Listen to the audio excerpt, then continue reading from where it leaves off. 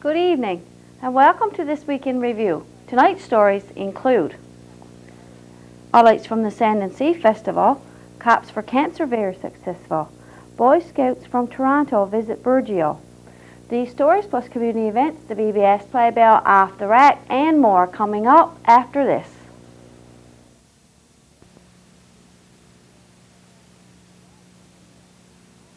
What if you lived in a home on an island you couldn't leave, with limited amounts of food and safe drinking water? It would be very important to use only what you need. Well, it doesn't matter where your home is, because we all live on an island we can't leave.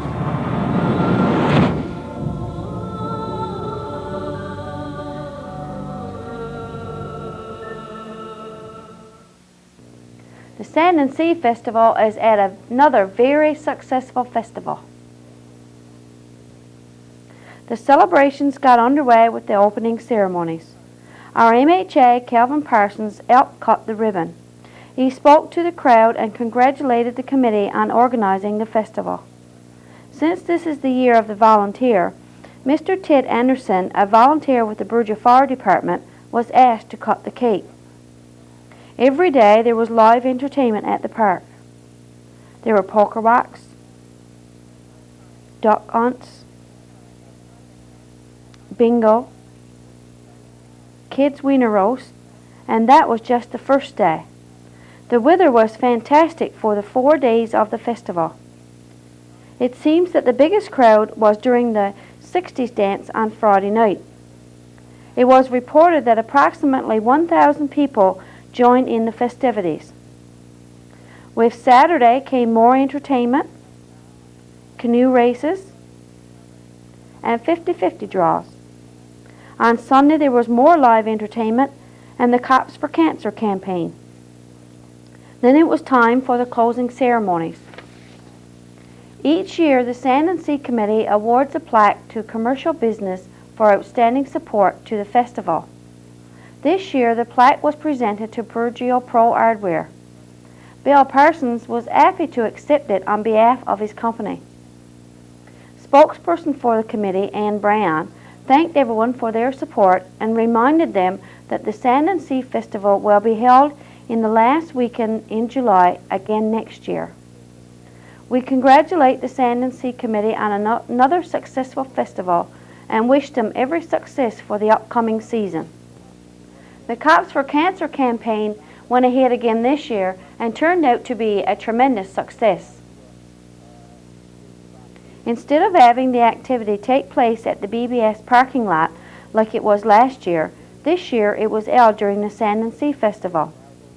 11 participants took part in this worthwhile cause to raise money for cancer research. These 11 people had to go through with the task of having their heads shaved to get the feeling of those who do actually lose their hair during cancer treatment. The participants included Ron Caldwell, Terry Rose, Matthew Rose, Dave McDonald, Linda Pink, the only woman to take part, Roger Ann, Jim Marsden, and Joshua Caldwell, plus 3 teenage boys who were here with the Boy Scouts from Toronto.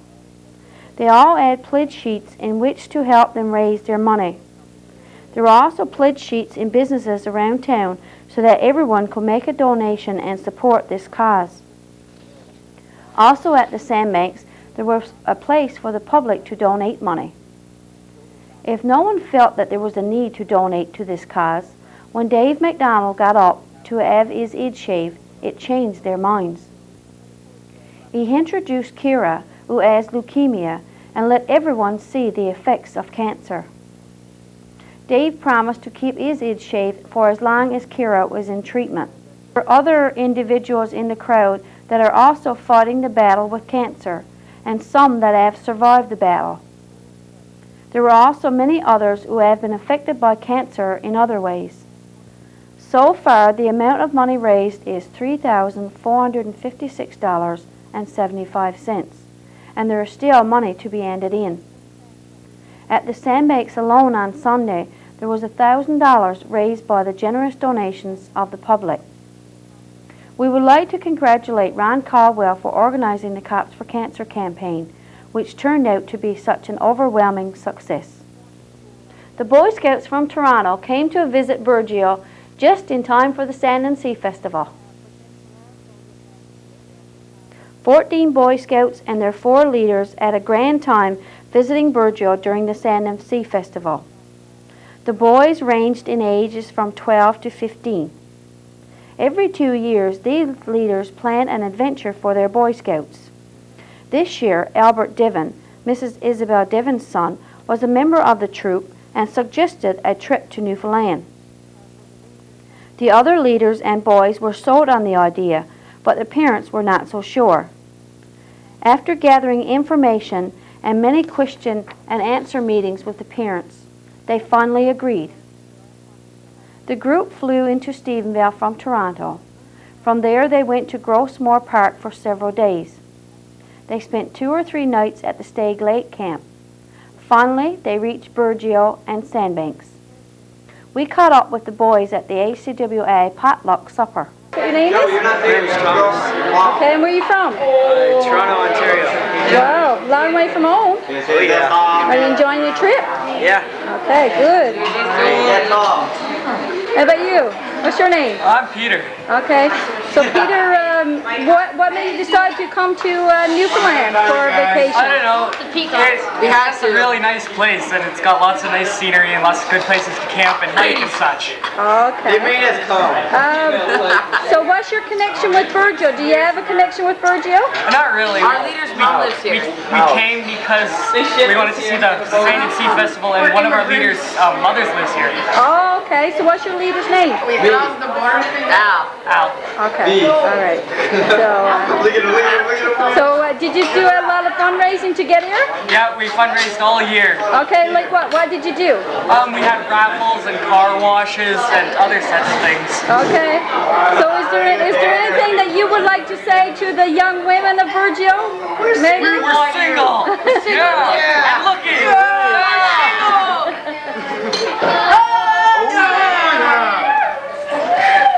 So how about names and addresses now? Do you want me to give out names and addresses? Oh yeah. Oh yeah. Daniel and I'm sexy.com.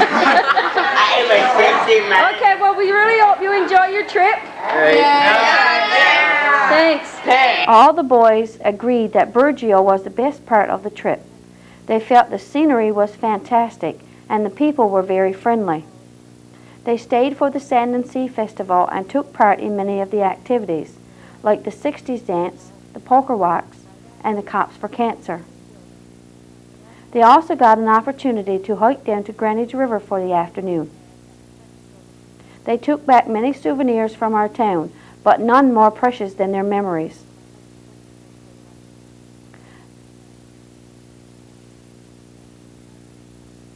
The boys and their leaders returned to Stephenville on Tuesday of this week for their flight home.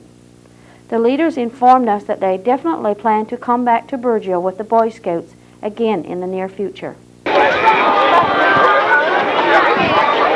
folks, while they're there getting their heads shaved, we got to move on because our closing has come to an end.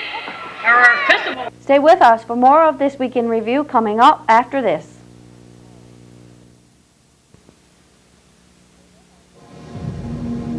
The earth can satisfy our needs, but not satisfy our greed. So please, use only what you need. It's not like we can go shopping somewhere else. The Odd Job Squad held their second car wash of the summer on Tuesday of this week. This car wash was held by a group 2 of the Odd Job Squad. There were 5 people in this group, and they all got started on Tuesday morning washing and cleaning out all the vehicles that came their way. There was a total of 55 vehicles that came to the car wash, making a total of $275, giving the 5 students $55 to call their own. The Odd Job Squad would like to thank everyone once again for supporting them. On Wednesday of this week, we were invited to the E.H. Scott Sales and Services Customer Appreciation Day. The owners and operators of the garage, George and Lorraine Errett, felt that it was time to show their loyal customers their appreciation for their business over the past number of years. Scotty's Garage, as it is commonly called, held a Customer Appreciation Day during the last come-home year, but because of all the celebrations at the plant wharf, it wasn't as successful as they had hoped for. This time, however, it was a huge success. There was a steady flow of customers all afternoon. Approximately 250 people dropped by during the afternoon. Staff served the customers free hot dogs and pop. Lollipops and candy was popular with the children. The Ultramar bear was visiting from Corner Brook. The beer was a hit with some of the children. Others were not quite so sure if they liked it. Customers also entered into a draw for a variety of prizes. For example, sweatshirts, gym bags, hats, oil changes, and propane tanks. Keith Lee, Ultramar Marketing Motorist Manager for the West Coast, and his two daughters were visiting. The girls were busy cooking up hot dogs. The management and staff were very pleased with the turnout, and they plan to hold another Customer Appreciation Day in the future. The winners of the prizes included: caps went to Dalton Young, Norm Day, Joe Kosser, Max Billard, Sherry Lynn Sibley, Scott Porter, and Adrian Benoit.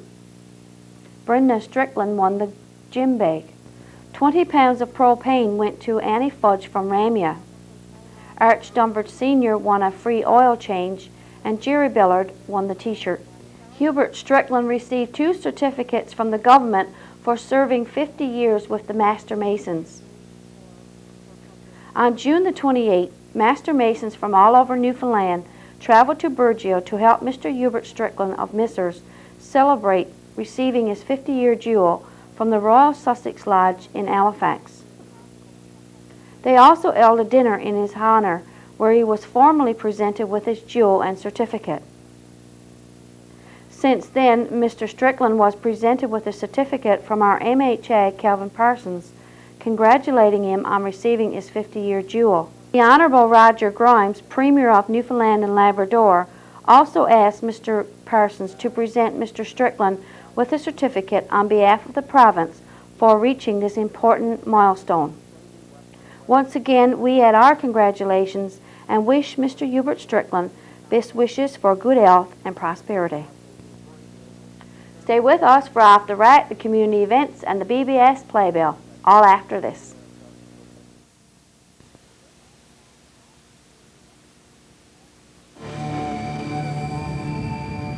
What if your family lived in a home on an island you couldn't leave? With limited amounts of food and safe drinking water. It would be very important to make things last, wouldn't it? Especially if your family kept growing and growing and growing.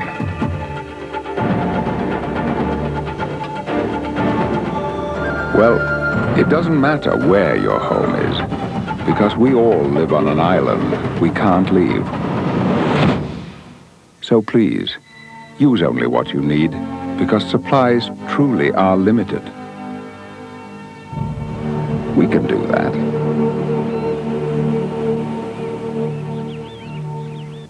Off the Rack. This week, as we scanned our tape rack, we came across a tape of the Cops for Cancer campaign. Let's look back to June 28, 2000. Oh my! I don't know what we're going to do with the parking lot here. It's going to have to be, we'll sell it to the wig makers. Pray for wind. What's that?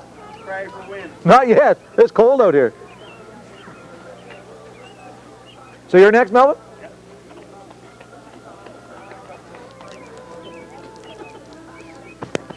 Whew. I just disconnected myself. You go over here, not over there.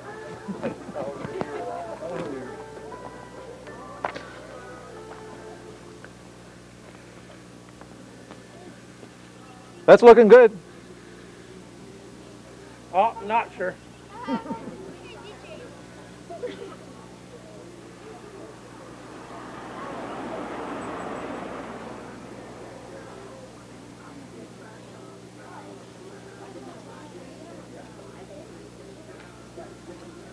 Not bad.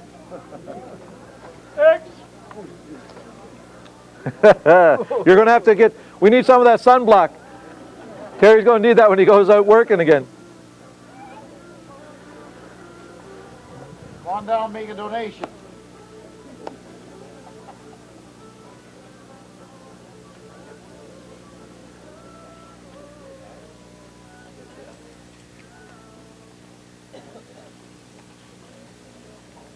This remind you of Depot? Just about the same. Oh, you missed some on the front. Missed some on the front there. Yeah, you missed some. You don't want to leave the bangs. Do a good job. You do the hard work, too. BBS Playbill. Try your luck on Wednesday by playing men's softball TV bingo. And I'll be here again next week with This Week in Review. For This Week in Review, I'm Marie Rose. Good night and God bless.